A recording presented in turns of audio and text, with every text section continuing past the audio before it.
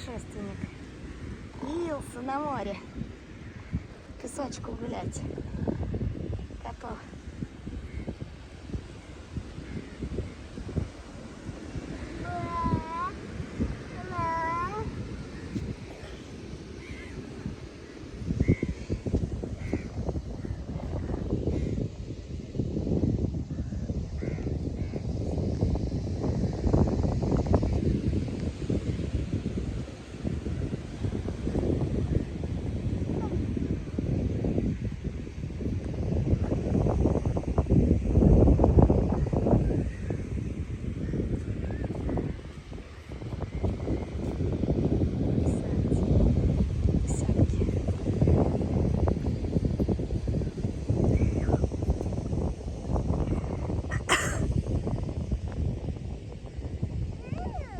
Что там?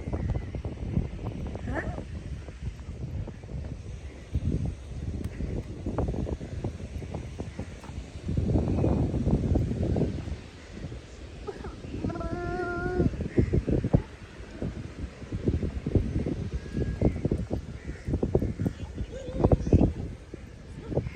Ой.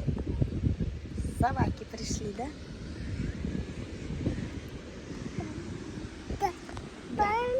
А где ты уже песок ел, Тимур? Когда успел?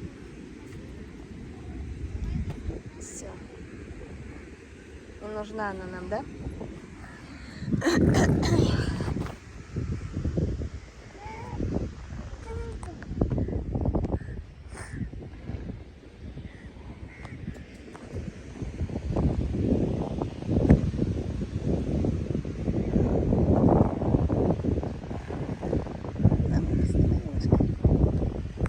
Вот если бы кокосовое масло, оно и впитывает, и это. Видео там идет.